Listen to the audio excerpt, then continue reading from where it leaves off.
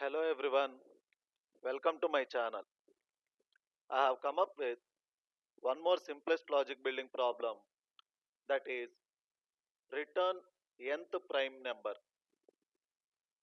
So you will be given an input which is nothing but n, and you are supposed to return the nth prime number. You can see it from the examples. Suppose if you are given the input as 16, you are supposed to return the 16th prime number, which is 53. Suppose you are given input as 1000, you are supposed to return the 1000th prime number, which is 7919. So this is what the problem statement is all about. You will be given a n value and you are supposed to return the nth prime value as the output.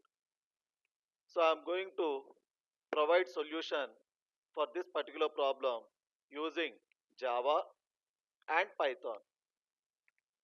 I'll quickly show my code how I have implemented this particular problem. First, let me show you the Java code. So this is my Java solution for returning the nth prime. Let me first run through this code.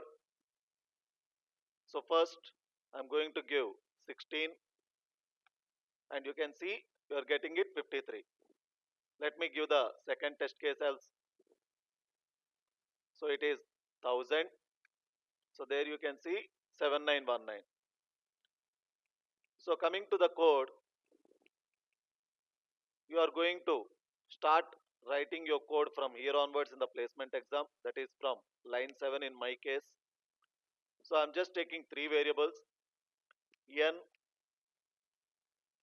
which is initialized to 1. It will be used to keep on incrementing until I find the nth prime, and c is the counter, which is initialized to 0, and I for loop purpose I have taken. And this is the logic that I have implemented. So input 1 is containing the n value, and c will be incremented only whenever we discover a prime. So we are going to run this particular while block as long as this condition c is less than input 1 holds true, and n is just a number that keeps on incrementing to check if it is a prime or not.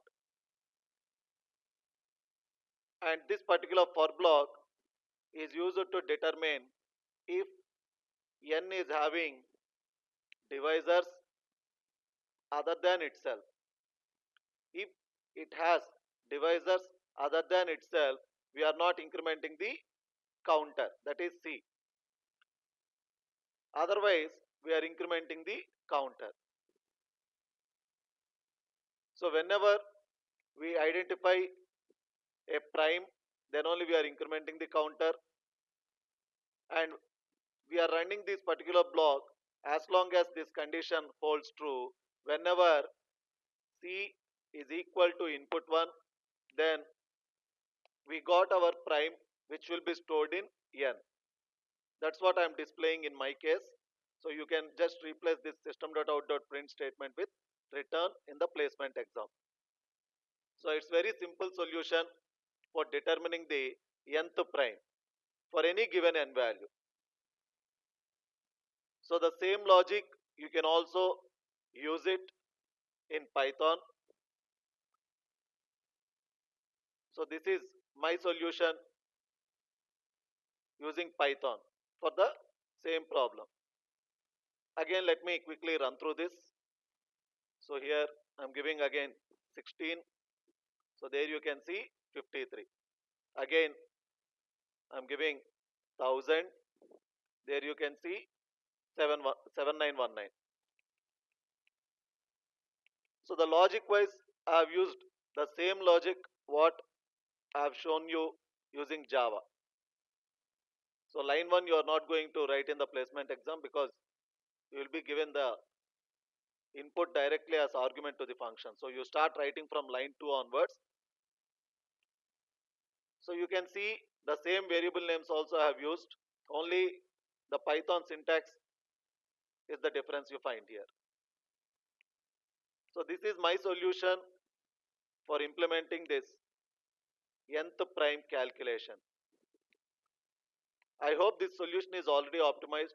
If anybody can further optimize it, you are most welcome to provide the optimized version in the comment section. You can check out the description box for other placement problems, and I'll come up with one more logic building problem in my next video. Thanks for watching.